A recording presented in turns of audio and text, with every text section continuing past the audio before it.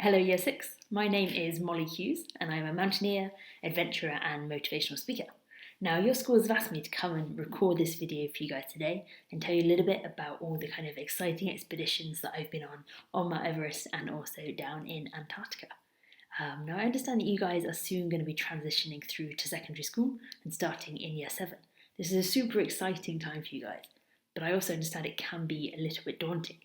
So during my presentation today, I'm going to be talking about 4 key things that I think retrospectively helped me to succeed on Mount Everest and down in Antarctica. And I'm certain that you guys can apply these themes to this kind of transition period to be as successful as you possibly can be at secondary school. And as I'm talking today, I want you guys to think up some really good questions for me, because your teachers are actually going to be able to email me these questions, and then I'm going to record a second video for you guys answering all of your questions about my presentation. So I want to start today by talking to you guys about this mountain here. And this is, of course, Mount Everest. It's the highest mountain in the world, and it stands at 8,848 metres above sea level. Now, in 2012, I was 21 years old. I just finished university, and I was lucky enough to join an expedition to climb this mountain from the south side via a country called Nepal. I spent 2 months on the mountain, slowly acclimatising to the altitude, crossing these horrible crevasses that I'm going to show you in a minute, dealing with storms, avalanches, everything that a big Everest expedition throws at you. But finally, on the 19th of May 2012, I made it right up there, right up to the summit, and for a few short moments was standing as the highest person in the whole world, looking out at the whole of the Himalayas, which was absolutely incredible. But during these 2 months on the south side of Everest, I suffered. I suffered probably every single day. Just the sheer effort it takes to climb at that kind of altitude and everything it put my body and my mind through, I suffered so much. So when I finally got home from Everest, I'm sure you guys can understand, I didn't really want to see another mountain again, let alone take on something quite as big as this. But with time, I guess, it gets a little bit easier to forget the pain. So after maybe 12 months or so, all I could really remember were the amazing sunrises, the incredible sunsets, and the views that you get out as you're heading towards the top of the world. So that's when I started to kind of hatch a new plan. And I decided that I want to head back to this mountain, but this time to climb it from the colder, windier, and much more technical northern route. And that's where you follow a big route all the way up from Tibet on the other side of the mountain. And at the beginning of April 2017, I managed to fly off to Tibet and start this expedition, spending another 2 amazing months on the north side of the mountain. And finally, on the 16th of May 2017, I returned to that little spot right on top of the world.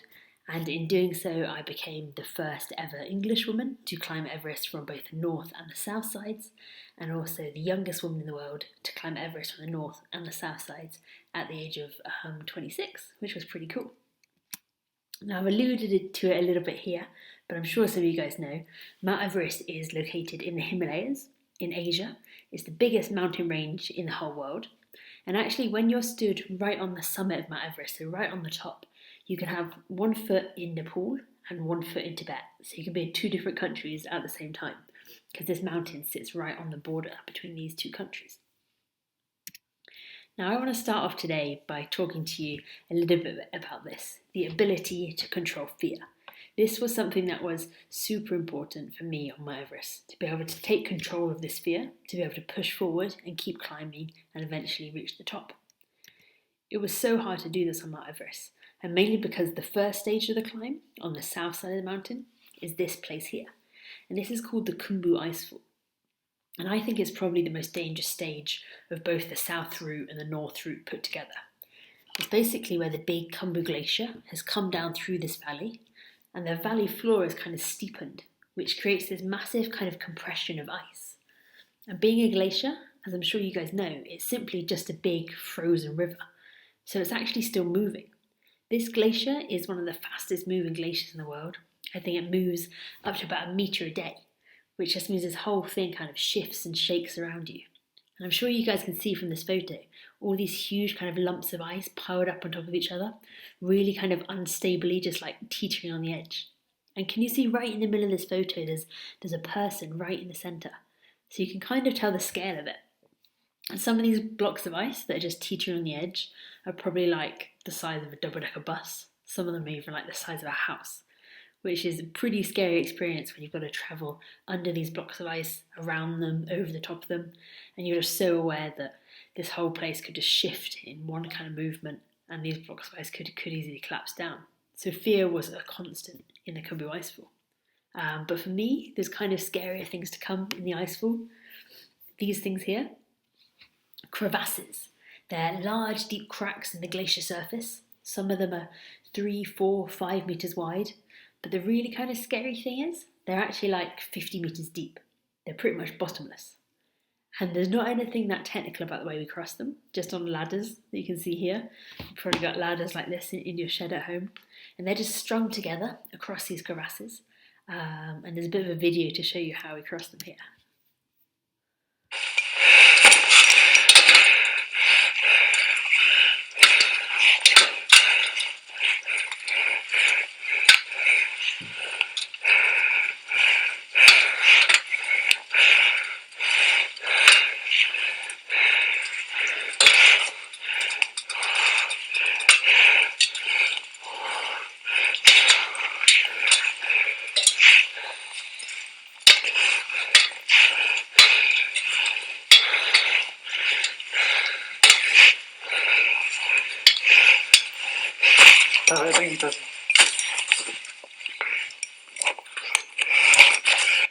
So I wonder if any of you guys fancy that.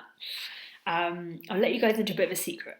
So one of my secrets is that I've got a fear of heights. I'm scared of heights. I've always had this fear, and I think I probably always will.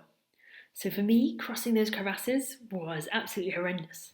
Between base camp and camp 1, I think I counted something like 27 or 28 of these crevasses that we had to cross. And they literally didn't get any easier. I'd get to the edge of them, I could feel my hands getting all clammy, my heart was beating so fast, and I almost felt a little bit dizzy. I was so scared looking down these big crevasses. But I really had to learn how to control this fear in order to get across this one crevasse, and then the next one and the next one, because my overall aim on this expedition was to reach the top of this mountain. And if I couldn't cross this small section, I was never going to be able to get across it. So I would get to the edge of these crevasses, and I would kind of assess everything around me. I would make sure I was doubly clipped into the safety line. I would make sure my team were all around me so they could help out if I got into trouble.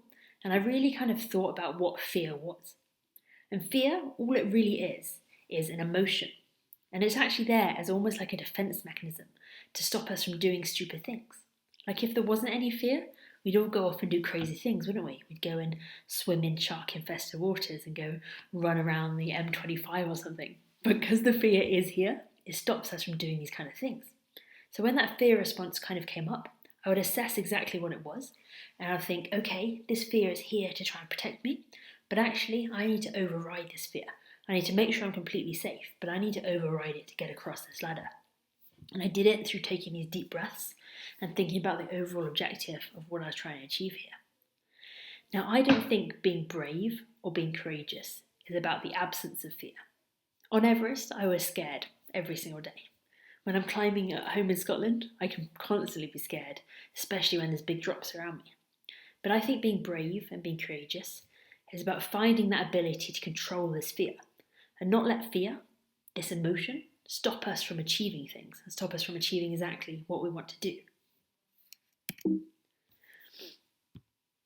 Okay, so now I want to talk to you guys a little bit about this word here, resilience.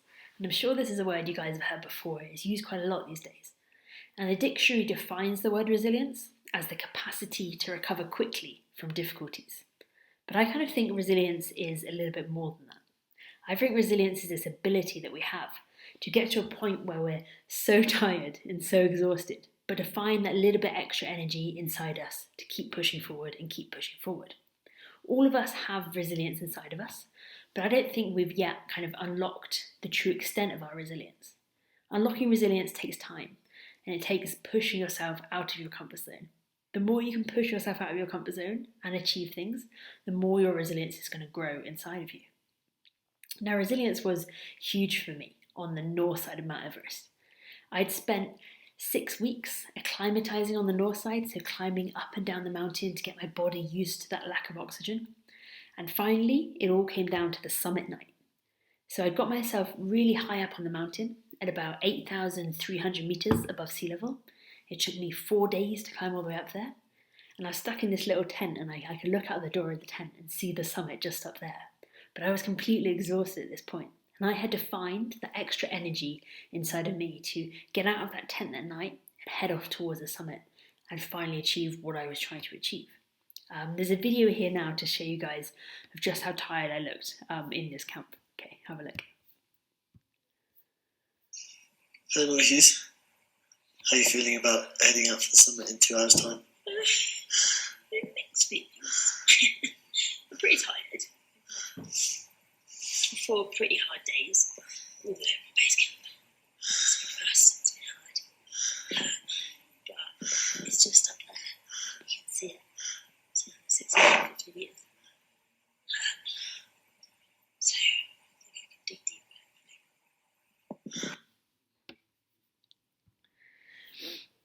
So this is me looking and feeling pretty exhausted up in the death zone. And we actually spent 4 hours in this tent, just 4 precious hours, because we arrived here at 4 p.m. on the 15th of May, and we're planning on leaving at 8 p.m. on the 15th of May. So that gave us 4 hours to melt enough snow and ice for drinking water, to rehydrate ourselves, to cook food and eat as much as we possibly could, and to really kind of like psych ourselves up for what lay ahead, which was stepping out of this tent onto the northeast ridge of Mount Everest in the pitch black, and I think what promised to be like the hardest night of my whole life. And those 4 hours that we had, they quickly flew by. Suddenly it was 8 p.m, it was pitch black outside. I don't really remember any of these stars or the moon that night. I just remember this kind of thick kind of darkness. And I was dressed in this huge down suit. So if you imagine like a sleeping bag, but with arms and legs, my hood up. I had my oxygen mask on, my goggles on, completely like encompassed in all of this gear. So I followed the light of my head torch, and within about half an hour, we'd gained the northeast ridge.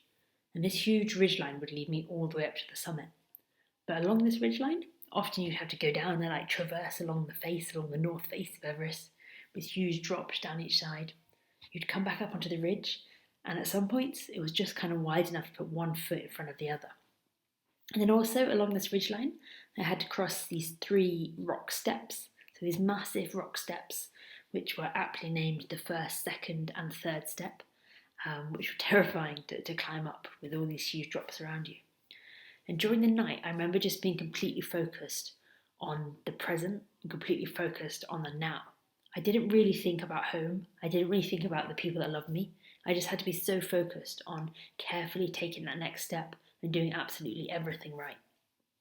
And around maybe 2:30 in the morning, this is when something amazing happened. And this is something that happens every single day, but most days we usually miss it because we're in our beds asleep. But when it happens in the Himalayas and in the mountains, it's so much more special. And it is that first light. So when that kind of darkness that I'd just been surrounded in all night started to almost like evaporate in front of my eyes, and suddenly I could make out the size of the ridge I was climbing on. I could look down and see the whole of the Himalayas sprawled up beneath me, just like mountains as far as my eyes could see. And up ahead, this is when I finally saw the summit. And it was probably only another 100 vertical meters up ahead of me. But this last 100 meters would still take probably about another hour of climbing. That's how slow we were moving. And we pushed on and we pushed on. And after maybe 45 minutes of climbing, we got to kind of like the final summit pyramid. And at this point, you've got to kind of like stop and climb around the back of the summit pyramid and come up the other side. And I remember my friend John, he went first and he climbed around the back of it and came up the other side and just stopped there. And at that point, he just stopped and he threw his hands in the air and he turned around and shouted down to me. And he was like, "Mollie, I can see it. It's literally just there. I can see the summit." And it really wasn't until that moment that I knew we were going to make it. Like throughout this whole night, I was so just focused on taking that next step and being as careful as I possibly could. But when John could finally see the summit, and I came around that corner and I joined him and I could see the summit in front of us, that's when all the emotions started to kind of flood in. And I definitely had a few kind of tears under my goggles there. So at 4:45 in the morning, on the 16th of May 2017, I returned to this spot here on top of the world, and in doing so, I became the youngest woman ever to climb Everest from the north and the south sides, and the first English woman to climb Everest from the north and the south sides. And this is one of my favourite pictures of all time, probably. This is me and my Sherpa guide, Lakpa Onju Sherpa. And Lakpa and I summited together from the south side back in 2012, and then he came and joined us on the north side, and we returned to this spot together in 2017. And as you can see, I've taken my gloves off to show you that it was my second time on the summit of Mount Everest. But actually, it was Lakpa's 11th time on the summit of Mount Everest. And he's an absolutely amazing climber. And I think he was just like 30 years old when we got up there together. And there's a quick video to show you guys the views from the top of the world now.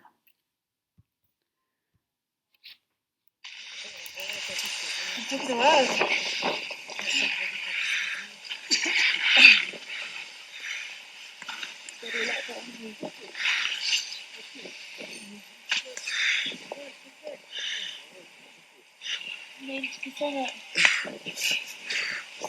So hard. Get here.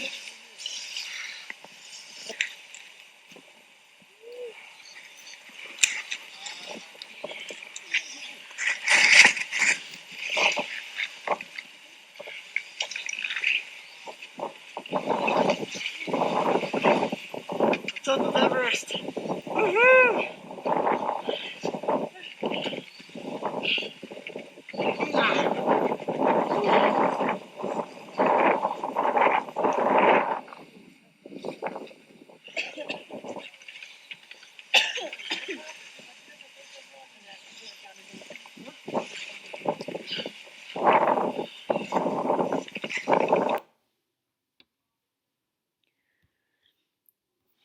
So on the summit of Mount Everest, you're standing at 8,840 metres above sea level. You're so high that you can look out and see the curvature of the earth. So you actually see like the round sides of the earth. You're so high that you're basically at the same height that jumbo jets fly at. And it kind of feels a little bit like you're in space. You're up that high. For me, it was such an honour to get to this point in 2012 and to return to this point with this amazing team in 2017. But it took so much of that controlling fear for me to get across those crevasses, to deal with all the heights around me. And it took a lot of resilience to get to this point, digging deep and like constantly pushing my comfort zone to build that resilience inside of me. Now this is, of course, Mount Everest. But what I also want to talk to you guys about today is Antarctica. So just earlier on this year, I took on one of the biggest expeditions I'll probably ever do in my whole life. And I flew down to Antarctica. So I'm sure you guys know where Antarctica is, right on the bottom of the earth. And it's this vast frozen continent. There's a map of it just here to show you. So it's this huge frozen continent. And my route that I wanted to ski was to go from a place here called Hercules Inlet, and you can see where it says start, and I would finish at the South Pole, right in the middle of Antarctica. And this route that I was doing was 700 miles of skiing, and I was going to do it completely alone. So no teammates, no John, no Lapfa, no guides, no teammates, no one to be there with me. I was going to do this expedition on my own, which was probably one of the biggest things about this trip. Now, before we get started talking about Antarctica too much, I think this is a question that we need to just address quickly. I've been surprised recently by how many people don't know which way round it is. Like, are polar bears at the North Pole, or are they at the South Pole? And are penguins at the North Pole or the South Pole? So you guys have a little think about that. And this can be one of your answers for me. So of course, I'm sure most of you know that polar bears live all the way up north, but where I was, down at the South Pole, you've got these guys here, lots of penguins. And there's a few facts I want to talk to you guys about before we get started. I guess one of the coolest things about Antarctica, when I was down there, was that it was sunlight for 24 hours a day. The sun never set when I was down in Antarctica, because I was down there in the Antarctic summertime. So it's sunlight 24 hours a day. But in the Antarctic winter, it is darkness for 24 hours a day and the sun never rises. Unfortunately, I didn't even see any of those penguins that are down there. All the penguins are on the actual coast of Antarctica, where the water is. And my expedition started like a few hundred miles inland, where the sea ice meets the kind of land mass of Antarctica. And then also, I guess one of the kind of things people think about Antarctica or what they imagine is that it's just this kind of vast, flat continent. But actually, my route travelled uphill the whole way. So where I started, close to the coast, was almost at sea level. And where I was aiming for, the South Pole, is at 2,800 metres above sea level. So I was actually climbing uphill the whole way, which made this trip so much harder. Okay, so the first thing I want to talk to you guys about with Antarctica is all about self-belief. And I've defined self-belief here as an inner confidence that you can achieve what you're setting out to do. Now, self-belief and self-confidence are two completely different things. Self-belief, it doesn't give you the ability to stand up in front of people and talk to them. It doesn't give you the ability to be good in social situations. Self-belief, I think, is more than that. It's this deep down feeling that you can really achieve something and you can really do something with your life. Now, when I was your age, when I was at school, I was absolutely the shyest kid in the whole class. I would never put my hand up if one of the teachers asked me a question. And if they did ask me a question, I remember I'd just go bright red and get super embarrassed. I never had that much self-confidence. Even going through secondary school, even at uni, I was still super shy. So I didn't have that much confidence. But I did always have this kind of deep down feeling inside of myself, this self-belief. And it was a feeling that I could do something in my life and I could achieve something, even if I didn't have the confidence to really shout about it. And I think self-belief, that real kind of belief in yourself, that belief that you are a good person and the belief that you can do something, you can achieve something, is so much more important to what you show to other people. Now, this self-belief that I had, it was tested in Antarctica. This self-belief that I thought I could do this. I had the belief that I thought I could go there by myself and ski for 700 miles. It was going to take about 2 months of being on my own, and I had this belief that I could do it.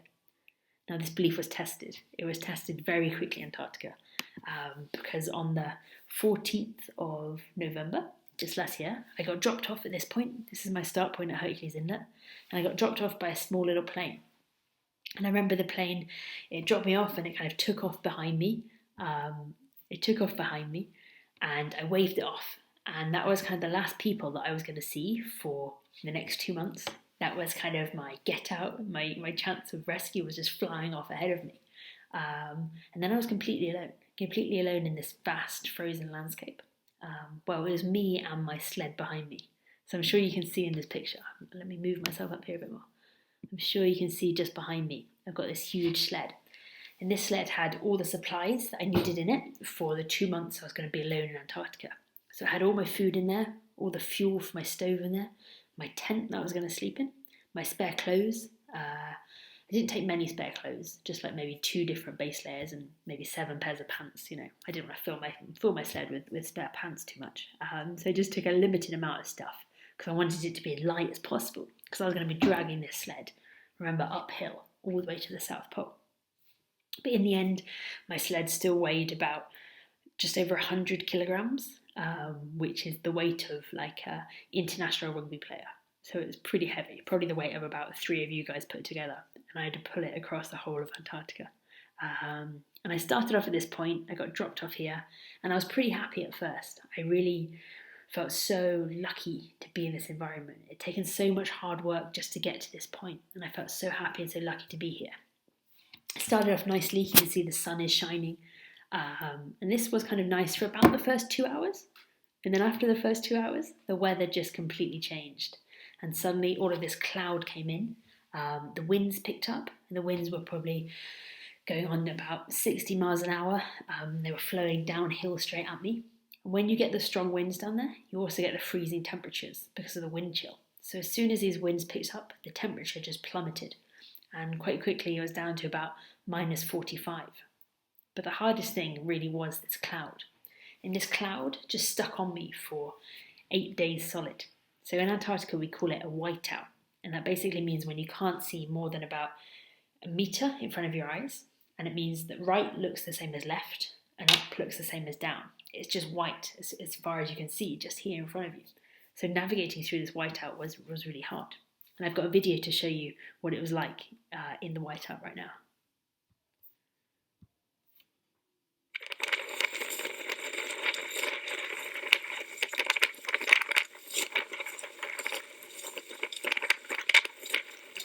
I've been in a whiteout for 8 days now. 8 days of seeing absolutely nothing in front of me apart from a meter. It's exhausting. The sun has to come out soon. It has to.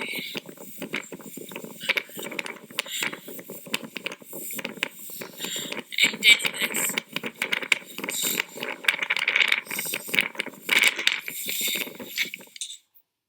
So this whiteout really was one of the hardest things to deal with, trying to kind of navigate and find my way. I had a compass that I would have just in front of me here, and I would just look down and focus on this compass all day long, follow the arrow on the compass for 6, 7, 8 hours of skiing all day long in this whiteout, and it was so hard. By the end of day 8 of this whiteout, I think I was starting to lose it a little bit. I was hardly making any progress because it was so hard to navigate and to ski and to pull that heavy sled. By day 8 of being stuck in this cloud, it kind of felt like it was never going to lift. It felt like this cloud was never going to leave me. But after the morning of day 8, something amazing happened. And there's a video to show you my reaction to when the cloud finally started to lift and I could actually see the sun for the first time. I could see my shadow for the first time, and I could see a horizon around me for the first time in over a week.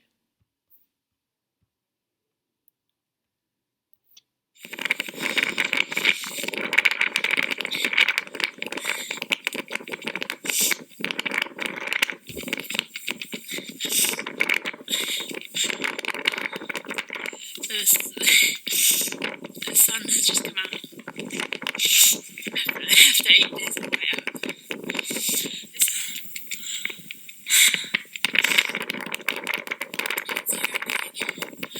Finally, it's Antarctica. These are mountains. That was hard. But it feels so good.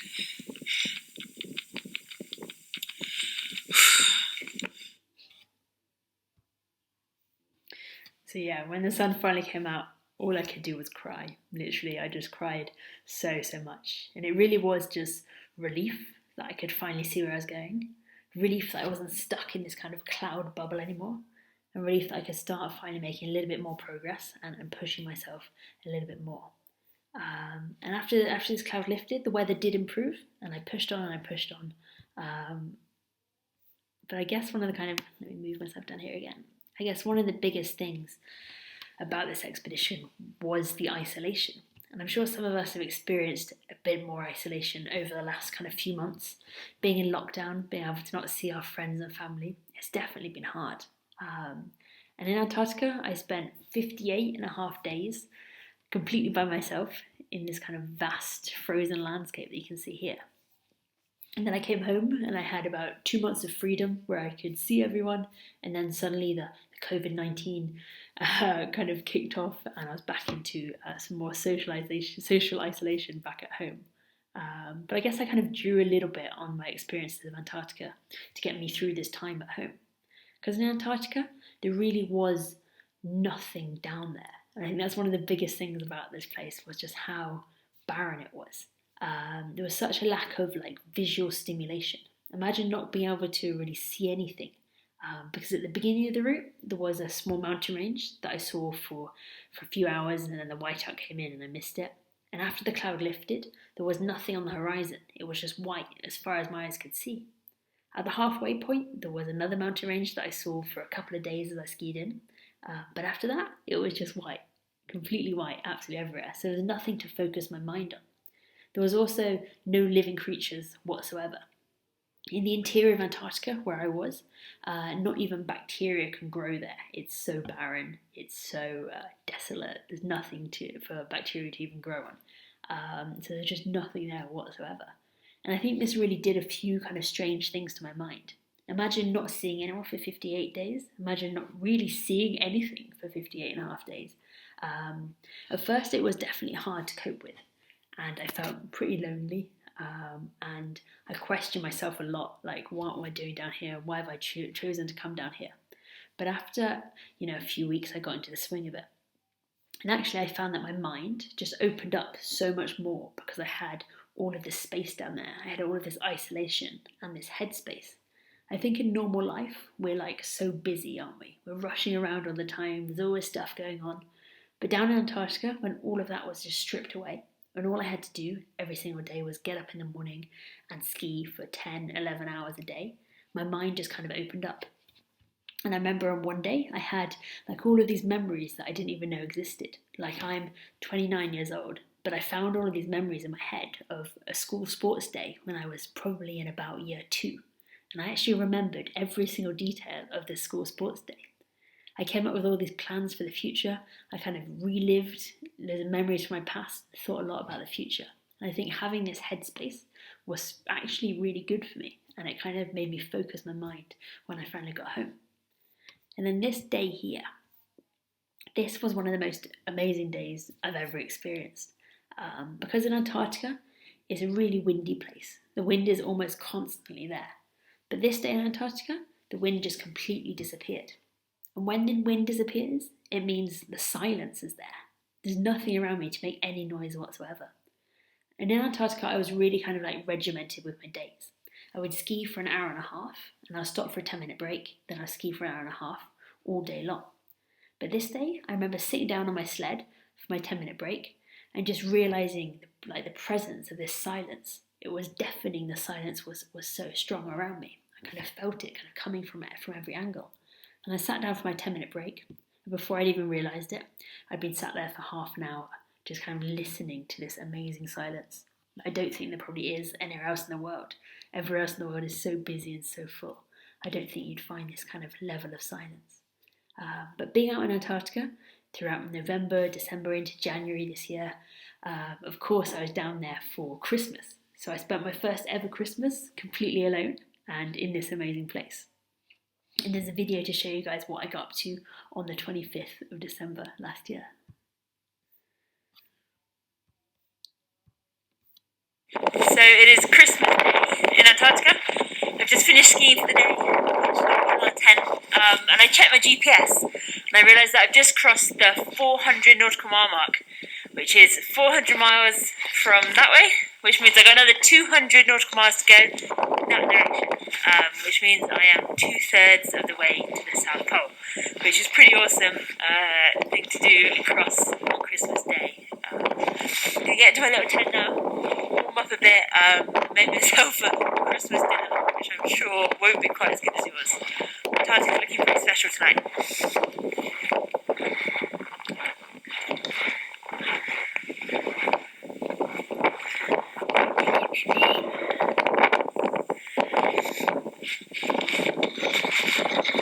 Merry Christmas!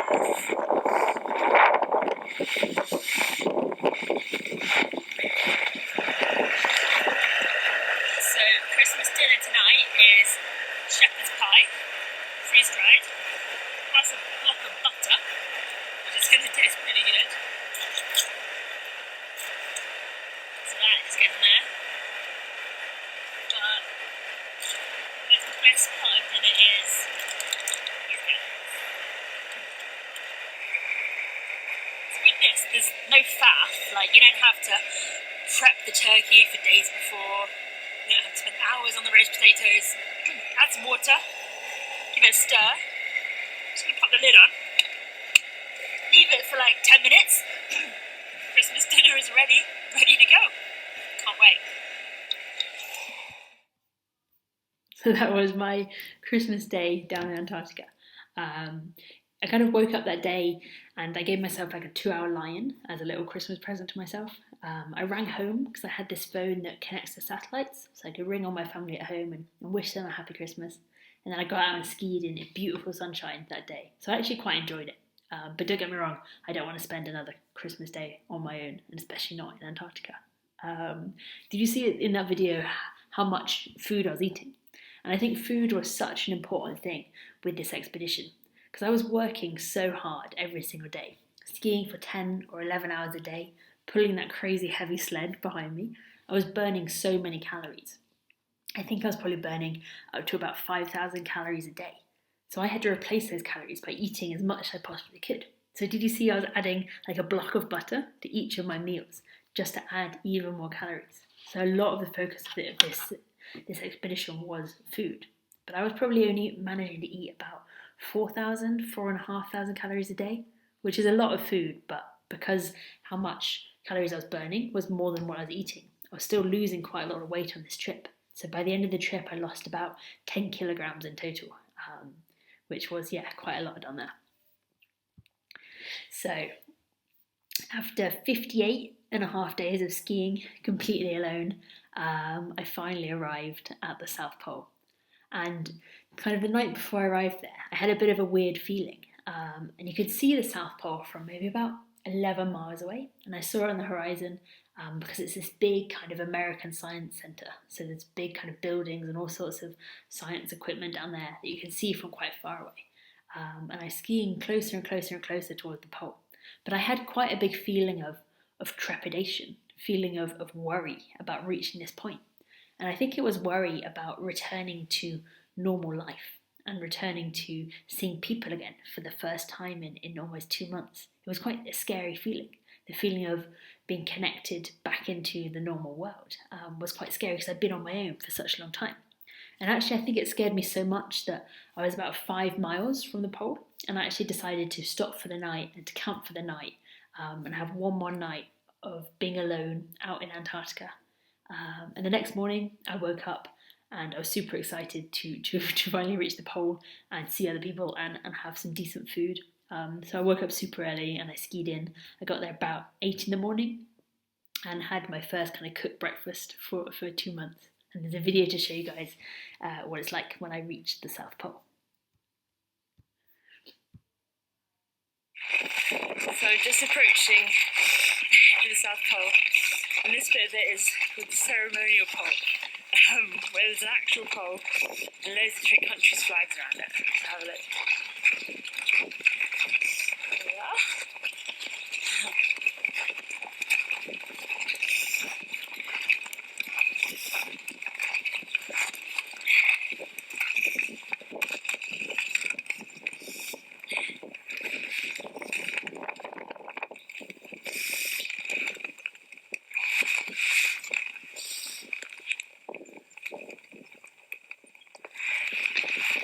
South Pole.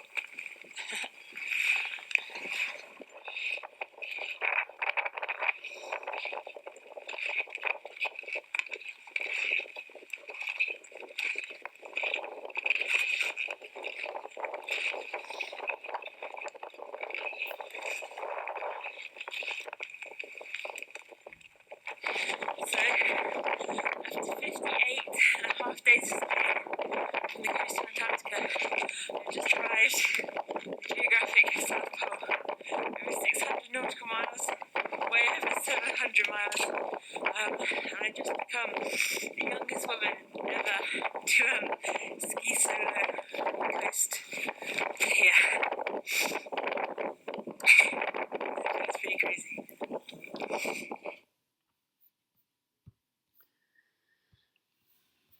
So on the 10th of January, just this year, I made it to this point here, the geographic South Pole, after 58 and a half days of being alone and skiing those 700 miles across Antarctica.